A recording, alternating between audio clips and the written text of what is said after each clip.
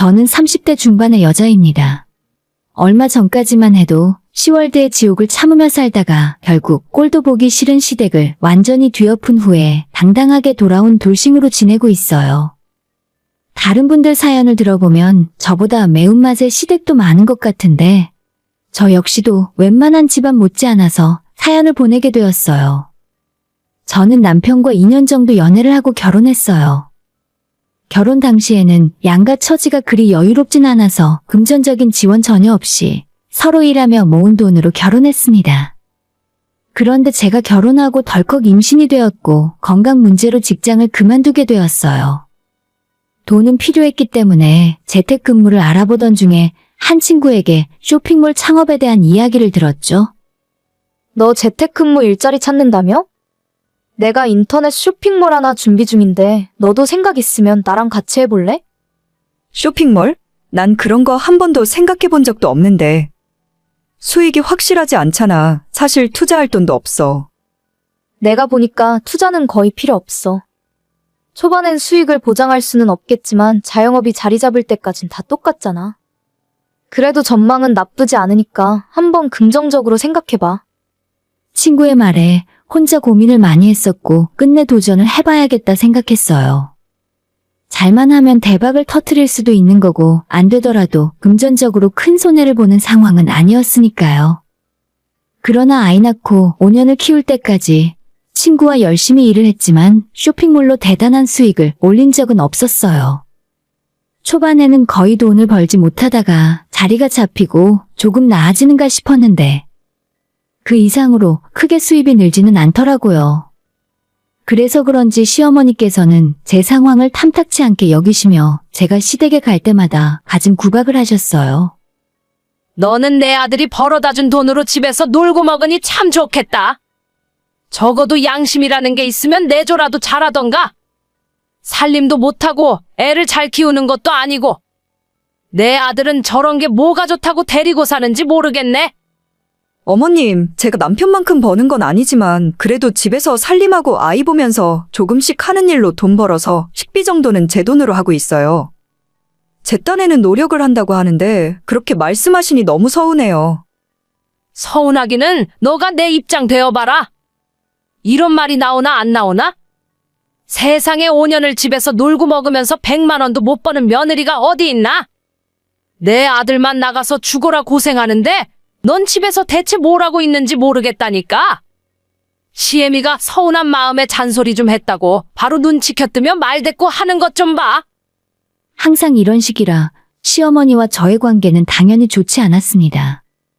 남편에게 이런 제 고충을 털어놓으며 어머님이 하시는 말씀이 나에게 상처가 되니 중재를 해달라 요청했는데 남편은 되려 그런 저를 탓하더라고요. 너는 우리 엄마가 다 우리 잘 되라고 하는 소리인데 뭘 그렇게 예민하게 받아들여? 우리 엄마가 잔소리하면 그냥 앞에서만 알겠다고 대답하면 끝나잖아. 뭐하러 말대꾸해서 일을 키우는지 모르겠네. 남편이 이런 식으로 나오니 저와 남편의 사이도 좋지 않았고 자꾸 싸우게 되었어요. 결혼 생활을 계속할수록 저는 고립된 기분이었고 시댁의 제 편은 아무도 없었습니다. 당연한 이야기지만 시댁에 정이 가질 않았어요. 제 나름대로 할도리만 하면서 크게 왕래하며 지내지 않았습니다. 자기 엄마밖에 모르는 남편은 저를 빼고 혼자 시댁에 놀러 다니는 날이 많았고요. 우리 친정에 한번 가자고 하면 오만 인상을 썼기 때문에 같이 가자 하기도 싫었어요. 그러던 어느 날 친정아빠가 건강 문제로 하시던 일을 갑자기 그만두시게 되었고 아빠의 월급으로 충당하던 친정집 생활비가 부족하게 되었습니다. 엄마는 제게 연락하셔서 이런 어려운 상황에 대해 말씀하셨어요. 저는 고민하다가 남편에게 이 사실을 알렸습니다. 아빠가 건강 문제로 하시던 일을 그만두셨어. 생활비가 좀 부족하시다고 하는데 내가 당신한테 돈 달라 안 할 테니까 내가 버는 돈에서 생활비를 보태드려야 할 것 같아. 뭐? 쥐꼬리만큼 버는 돈에서 처가를 돕겠다고? 넌 우리 집은 생각 안 하냐? 우린 밥 굶을 정도로 어려운 상황은 아니잖아.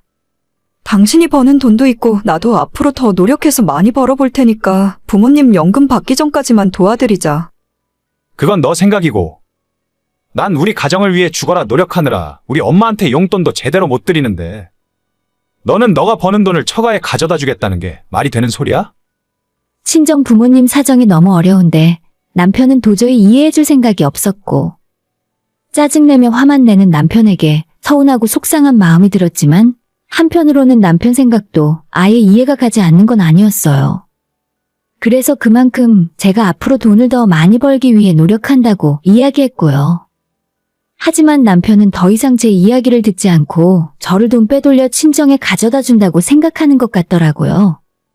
심지어 그때 이후로는 우리 부부의 문제가 있으면 시어머니에게 전화해서 모든 것들을 시시콜콜 일러바치기 시작했습니다. 당연히 이 사실을 알게 된 시어머니는 노발대발하시며 전화했어요. 너는 어쩜 그렇게 이기적이고 못돼 처먹었냐? 안 그래도 내 아들만 죽어라 고생을 하는데 너가 버는 돈은 너네 친정 가져다 주겠다고? 그거 얼마나 번다고 거기서 또 누굴 도와주고 말고야? 아니, 어머님, 그게 아니고요. 저희 부모님 사정이 지금 좀 안 좋아서. 그래, 너희 친정 부모님들도 좀 그렇다. 시집을 보냈으면 출가 외인이지 염치 없이 돈 달라는 말이 어떻게 나와? 나 같으면 자식 더 도와줘도 모자랄 판에 돈 빼갈 생각 절대 안 해. 어머님, 말씀이 너무 심하신 거 아니에요? 저희 부모님 내년부터 연금 받으실 텐데 그 전까지만 도와드린다는 거예요. 시어머니는 전화로 상처 주는 말을 쏟아 부으셨고 저는 그래도 어른으로서 어려운 사돈의 처지를 조금이라도 이해해 주실 줄 알았습니다. 하지만 그런 기대를 한 제가 어리석다는 것을 깨닫게 되었어요. 자식을 보면 그 부모를 알 수 있다고 더 이상은 기대할 마음이 없어졌습니다. 대신 남편과 어머님의 태도가 제게는 엄청난 자극이 되어 돌아왔어요. 지난 5년 동안 돈도 제대로 못 번다고 그렇게 무시를 당해도 저만 욕하는 거니까 꾹 참고 견뎠는데 우리 부모님까지 무시하는 건 더 이상 용납할 수 없었어요. 이게 다 제가 무능력해서 당하는 수모라 생각이 들었고 그때부터 완전히 이를 갈았습니다. 기존의 친구와 운영하던 쇼핑몰을 새롭게 변화시키기로 했어요. 평범한 여성복을 팔던 쇼핑몰이었는데 물건 싹 다 바꿔버리고 통통하고 사이즈가 큰 여자들을 위한 쇼핑몰로 탈바꿈했습니다. 그전에는 항상 예쁜 모델을 섭외해서 사진을 찍었지만 제 친구가 덩치가 조금 있는 편이라서 친구를 모델로 제품 사진을 찍어 올렸더니 반응이 완전히 폭발적으로 늘어나더라고요. 밀려 들어오는 주문을 감당을 못할 정도였고 친구와 저는 행복한 비명을 질렀습니다. 야, 이게 다 무슨 일이야? 간밤에 주문이 왜 이렇게 많이 들어왔어? 우리 이러다가 엄청 부자 되는 거 아니야? 이번 주에 들어온 주문만 해도 예전 석 달치도 넘겠다. 성공적인 전략 덕분에 친구와 저는 일거리가 엄청나게 늘어났고 그와 동시에 돈벼락을 맞게 되었어요. 그리고 몇 달이 지나 이 사실을 시어머니에게 알리고 싶어서 남편에게 요즘 장사가 너무 잘 된다고 슬쩍 흘렸습니다. 보나마나 입이 싼 남편이 바로 시어머니께 말씀드릴 것이 뻔했기 때문입니다. 이거 봐, 이게 이번 달 수입이야. 내 친구랑 반씩 나눈 거니까 잘 살펴봐. 남편에게 제 계좌에 입금된 금액을 보여주었어요. 처음엔 심드렁한 표정으로 보더니 점점 눈이 커지다가 손가락으로 숫자를 세어보더라고요. 이게 다 얼마야? 이게 한 달 동안 번 돈이라고? 당신 대체 어떻게 된 일이야? 얼떨떨한 표정으로 제 수익을 확인한 남편을 향해 저는 승리의 미소를 지으며 말해줬어요. 지난 5년 동안 쥐꼬리만하게 번다고 무시당한 건 참고 살았는데 당신네 엄마가 우리 친정부모님 무시하길래 이를 악물고 벌었어. 어떻게 보면 어머님 덕분이네. 이제 시작이고 앞으로 더 열심히 해야지. 내가 당신보다 훨씬 더 많이 버니까 앞으론 우리 부모님 도와드리는 거 토달지 마. 남편에게 당당하게 이야기하고 그 뒤로는 저희 부모님 생활비를 제가 책임져 드릴 수 있었어요. 부모님은 큰돈에 놀라시며 받기 미안해하셨지만 이제 딸이 큰돈을 벌 수 있으니까 괜찮다고 말씀드렸죠. 정말 재미있는 사실은 남편이 그 이후로 180도 달라졌습니다. 돈 앞에 장사 없다더니 결혼 생활하면서 절대 손대지 않던 집안일도 알아서 하기 시작했고 아이랑 놀아주거나 저한테 다정하게 말을 건네면서 조금이라도 잘 보이려고 노력하는 모습이 보이더라고요.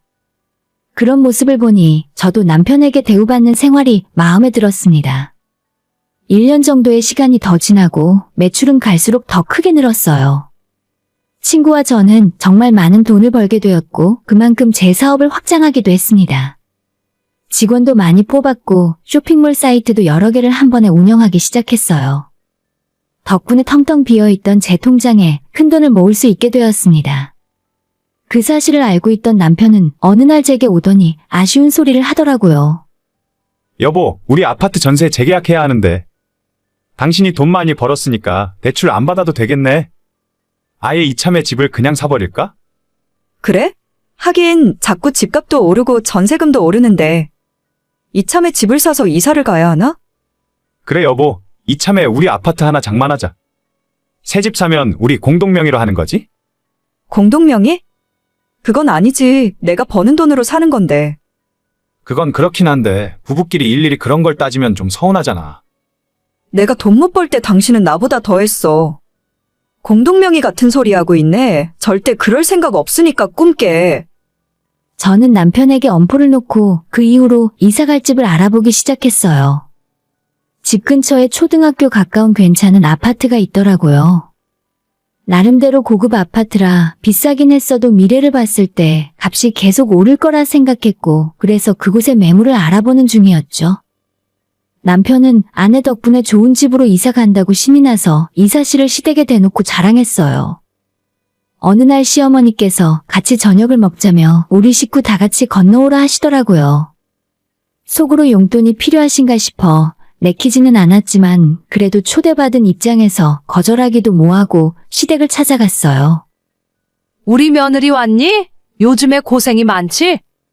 일이 얼마나 많으면 얼굴이 완전 반쪽이 됐네. 내가 너 좋아하는 갈비찜 했다. 얼른 먹어. 이거 한우야 한우. 제가 돈 못 벌 때는 며느리한테 죽어라 집안일만 시키고 아들 입에 들어가는 것만 생각하시던 어머님이 저한테 완전히 다른 태도를 보이시니까 정말 돈이 좋긴 좋구나. 내가 성공하긴 했나 보다 싶었어요. 밥상에 힘을 좀 주셨길래 오늘 저녁을 먹고 용돈을 좀 많이 드려야겠다 생각을 하고 있었지만 뭔가 우물쭈물 저한테 할 말이 있는 사람처럼 보였어요. 어머님이 뭔가 다른 꿍꿍이가 있나 보다 싶어 싸한 느낌에 빨리 일어나고 싶었죠. 너희 이번에 엄청 좋은 아파트로 이사할 생각이라면서? 너가 진짜 성공하긴 했나 보다. 엄마, 이 사람 통장에 현금이 얼마나 있는 줄 알아? 그 아파트 대출 안 받고도 살 수 있어. 우리 이제 완전 부자라니까. 너희 진짜 재벌 되는 거 아니니? 그래서 말인데 우리 며느리한테 내가 부탁할 것이 하나 있는데 말이야. 네? 부탁이요? 너희 신우 말이다. 재작년에 결혼해서 아직도 월세 내면서 살고 있잖아. 너희처럼 집 한 채 살 여유도 없고 전세도 아니라 월세가 웬 말이니? 옆에서 지켜보는 내가 너무 짠해서 못 살겠어. 그래서 말인데 우리 며느리가 집 살 만큼 돈을 벌었으니까 손윗사람으로서 신우한테 먼저 챙겨주는 건 어떨까? 저는 이게 무슨 봉창 두드리는 소리인가 싶었어요. 아무리 생각해봐도 저보고 신우한테 집 사주라는 말인 것 같은데 치킨 한 마리 사주라는 것도 아니고 무슨 저런 말을 이렇게 쉽게 할 수 있나 싶어 어리둥절했죠. 아니 막말로 너희는 지금 전세 살고 있으니까 급한 상황은 아니잖아. 너희 신우는 한 달 벌어 한 달 먹고 사는데 월세까지 빠져나가니까. 그러다 어느 세월에 돈 모아서 집 한번 사보겠니? 너가 우리 집안 기 세워준다 생각하고 먼저 좀 도와줘. 그러니까 지금 제 돈으로 아가씨 집을 사주라고 하는 거예요? 말이 되는 소리를 해야 저도 못 이기는 척 들어드리지. 이건 너무 억지 부리는 거 아닌가요? 재작년에 신우가 결혼했고 그때 남편이 자기 동생인데 제대로 해주고 싶다면서 1,000만 원을 현금으로 마련해 주었습니다. 그때는 아직 제 사업이 커지기 직전이라서 저는 돈이 없었는데 남편이 마이너스 통장까지 만들어서 신우한테 돈을 줬거든요. 정작 저희 결혼할 때 신우는 아무것도 해주지 않았고 심지어 축의금은커녕 결혼식 때 자기 친구들까지 줄줄이 불러서 축가 같지도 않은 축가를 부르고 식권만 10장을 넘게 받아갔어요. 그런 신우한테 저보고 집을 사달라고 하니 입에서 좋은 말이 나올 리가 없었습니다. 너는 돈도 잘 버는 애가 그 정도도 못 해줘? 가족 좋다는 게 뭐야? 너는 집 사주고 나서 또 벌면 되잖아. 가족이요? 어머님은 우리 친정부모님 힘들 때 뭐라고 하셨어요? 저보고 돈 빼돌려서 친정 가져다 준다 하셨잖아요. 아무튼 저는 아가씨한테 집이고 뭐고 아무것도 해줄 마음 없어요. 정 도와주고 싶으면 어머님 집 팔아서 해주시던가요. 사실 이게 맞죠? 제가 왜 그 집안을 이렇게까지 도와줘야 합니까? 딸이 불쌍하면 어머님이 자기 집이라도 팔아서 도와줘야죠. 그런데 어머님은 본인 생각대로 일이 돌아가지 않자 버럭 화를 내면서 자리에서 일어났고 갑자기 제 머리채를 휘어잡더라고요. 너가 요즘 돈 좀 번다고 제대로 미쳤구나. 시어머니한테 말하는 싸가지가 어디 그따위야? 저는 어머님 손을 뿌리치려고 몸을 움직여봤지만 노인네가 힘이 완전 장사더라고요. 남편이 깜짝 놀라 자기 엄마를 붙들어 저한테서 억지로 떼어냈는데 순간 엄청난 통증에 눈물까지 핑 돌았어요. 어머님 손을 보니 제 머리카락이 한 줌 야무지게 뜯겨 있었습니다. 그 모습을 보니까 정말 서럽고 짜증이 나서 눈물이 펑 터지고 말았어요. 그 와중에 기가 막힌 건 남편의 행동이었습니다. 야, 너는 우리 엄마 성질 알면서 뭐하러 덤벼? 그냥 좀 넘어가면 안 되냐? 뭐? 지금 이게 내 잘못이라고? 내가 당신 동생 집 안 사준 게 얻어맞을 정도로 잘못이라는 거야? 그런 건 아니지만 아무리 기분 나쁘다고 해도 집안 어른한테 예의는 지켜야지. 저는 제 머리채를 잡은 어머님보다 남편의 태도에서 엄청난 충격을 받았습니다. 지금까지 어머님과 갈등이 있을 때마다 항상 어머님 편을 들었기 때문에 그다지 놀랄 것도 없었는데 이렇게 손찌검까지 했는데도 어머님의 편을 드는 것을 보며 엄청난 배신감이 느껴졌어요. 더 이상 이 인간을 남편이라 믿고 싶지 않았어요. 저는 그런 남편을 노려보다가 그대로 짐을 챙겨서 울고 있는 아이를 데리고 시댁을 빠져나와 그 길로 친정으로 달려갔습니다. 엉망이 되어버린 몰골로 친정 엄마를 보자마자 서러움의 눈물이 막 흐르더라고요. 부모님께 모든 사실을 다 말씀드리고 이혼할 생각이라 했더니 그딴 것들은 가족도 아니라며 빨리 이혼하라고 하셨어요. 하지만 문제는 그냥 이대로 순순히 이혼하는 건 제 분을 풀지 못할 것 같았습니다. 다음 날 아침에 병원을 찾아 진단서도 하나 끊었고 변호사를 찾아 상담도 받았어요. 남편과 시어머니에게 커다란 복수를 하기 위한 계획을 치밀하게 짜기 시작했습니다. 남편은 저한테 잘못을 인정하고 사과하면 용서를 해준다 하더라고요. 어머님도 자기 말대로 신우에게 집을 사주면 전부 없던 일로 해주겠다 하셨는데 이 인간들이 단체로 뭘 잘못 먹었나 싶었죠. 며칠 후에 혼자 시어머니 집을 찾아갔습니다. 너 그동안 반성 좀 했냐? 네, 제가 고민을 좀 해봤는데 그동안 잘못 생각한 것 같아요. 그렇지? 너가 그렇게까지 반성을 하니까 내가 어른으로서 용서해주마. 진작 이러면 서로 좋았잖아. 그럼 제가 사과의 의미로 일단 아가씨 집에 살림살이부터 바꿔드릴게요. 제가 돈을 쓰겠다는 말에 어머님은 완전히 신이 나셨고 근처에 가전제품 매장을 찾았어요.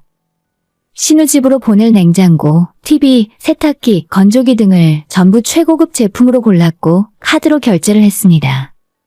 어머님은 비싸고 좋은 물건 샀다며 입이 완전히 귀에 걸렸더라고요. 저 역시도 그 꼴을 보면서 속으로 웃었고요. 사실 제가 긁었던 그 카드는 제 명의가 아니었거든요. 남편의 카드였고 제가 사업이 잘 된 이후로 남편에게 용돈을 조금씩 주고 있었는데 현금이 아니라 카드를 쓰게 하고 제가 그 돈을 내주고 있었어요. 시키지도 않았는데 카드 한도를 3천만 원까지 올려놓길래 제가 남편 카드를 가져다가 시원하게 긁어버렸죠. 잠시 후에 남편에게 엄청나게 전화가 오더라고요.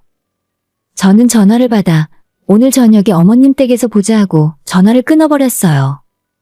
이 사실을 전혀 모르고 있던 어머님과 식사까지 마치고 함께 집으로 향했습니다. 집에 도착하니 남편이 완전 난리가 나 있었어요. 너 지금 엄마랑 어딜 다녀오는 거야? 내 카드로 2천만 원, 이게 대체 뭐 하자는 건데? 어머님은 그게 무슨 소리냐고. 며느리가 계산했는데 그게 왜 너한테 갔냐면서 뭔가 착오가 있었나 보다 하셨어요. 아직까지도 상황 파악을 못하고 있으니 솔직히 웃음이 터지는 걸 참을 수 없었죠. 어머님, 손윗사람인 오빠가 자기 동생을 끔찍하게 생각하잖아요. 동생 집에 가전제품 좀 바꿔줄 수도 있는 거 아닌가요? 원래 어머님 아들이 해야 하는 일을 자꾸 저보고 하라고 하시길래 어쩔 수 없이 제가 좀 도와드렸어요. 자기가 오늘 속았다는 사실을 뒤늦게 깨달은 어머님은 그게 무슨 헛소리냐고 고래고래 소리를 질렀어요. 또 저한테 달려들려 하시길래 이미 저번에 손찌검한 거 고소했다고 말씀드렸죠. 지금 저한테 또 손대시면 가중처벌 받으실걸요? 조만간 경찰서에 조사받으러 가셔야 해요. 그리고 남편에게 오늘이 내 얼굴 보는 마지막 날이 될 거라 했고 바로 이혼 준비 시작할 거라고 했어요. 합의 이혼으로 도장 찍어주면 좋고 그게 싫으면 소송으로 끝까지 갈 거라고 했더니 남편이 웃더라고요. 이혼? 그래, 이혼해. 너가 이혼하자고 하면 내가 벌벌 길 줄 아냐? 이혼하면 나야 좋지. 너가 벌어놓은 돈 우리 공동재산이라 나눠받을 수 있잖아. 이혼 이야기는 내가 아니라 너가 먼저 한 거다. 남편은 끝까지 깐족거리며 저를 놀리려 하더라고요. 사실 제가 변호사 만나서 그런 것 하나 미리 확인 안 해놨겠습니까? 그동안 시댁 식구들이 저를 괴롭힌 것 하며 최근 어머님이 손찌검한 것까지.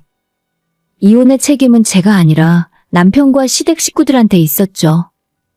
제가 번 돈을 나눠줘야 하냐고 물으니 그것도 전혀 아니랍니다. 사업이 성공한 이후로 저희 집안 생활비도 대부분 제 돈으로 해결했고 남편과 시댁의 용돈까지 주고 있었던 상황에서 재산을 나눠줄 이유는 하나도 없었죠. 오히려 이혼 귀책 사유에 의한 위자료와 어머님 역시 제게 고소를 당했으니 벌금과 합의금을 준비해야만 했습니다. 며칠 후에 자기가 처한 사실을 알게 된 남편은 뒤늦게 사과를 해왔습니다. 변호사한테 물어봤는데 내가 잘못 생각했다 하더라고. 나도 좀 잘못한 것 같기도 하고. 미안해. 우리 애를 생각해서라도 이혼은 좀 그렇잖아. 다시 잘해보자. 제가 어머님과 가전제품 매장에 가서 2천만 원어치 물건을 구매했던 건 다음날 남편이 찾아가 사정을 이야기하고 싹싹 빌어서 결제 취소를 한 모양이었어요. 그것과는 별개로 저는 남편에게 이혼 서류를 만들어서 보냈고 소송까지 가기 싫으면 위자료 챙겨보내고 빨리 도장 찍으라 말했습니다. 우리 애를 생각하라고? 내가 어머님한테 두들겨 맞는 걸 우리 애가 옆에서 다 봤는데? 헛소리 말고 도장이나 찍어. 안 그러면 나도 당신 엄마한테 합의 안 해줘. 남편은 자기 엄마 때문에라도 어쩔 수 없이 이혼 서류에 도장 찍고 제가 달라는 합의금 1,000만 원까지 입금했습니다. 어머님을 끝까지 합의 안 해주려다가 남편이 어머님과 함께 저희 친정집까지 찾아와 과일 선물을 주며 잘못했다며 빌고 갔어요.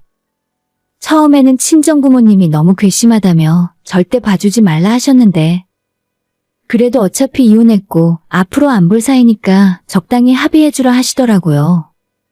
좋은 게 좋은 거라고. 혹시라도 앙심을 품고 저나 우리 부모님께 해코지를 할까봐 그냥 300만 원에 합의해주고 끝냈습니다. 그렇게 받은 돈으로 친정부모님 겨울 패딩 한 벌씩 사드리고 저녁에 맛있는 한우 먹고 다 써버렸어요. 남편과는 서류 작업까진 다 끝났는데 지금은 이혼 조정 기간이라 조용히 지내고 있습니다. 아이 역시 당연히 제가 키우기로 했고 앞으로 그 인간들 영원히 안 보고 살았으면 좋겠어요. 오늘의 사연은 여기까지입니다. 구독과 좋아요, 알림 설정 부탁드려요. 다들 행복하시고 좋은 하루 되세요.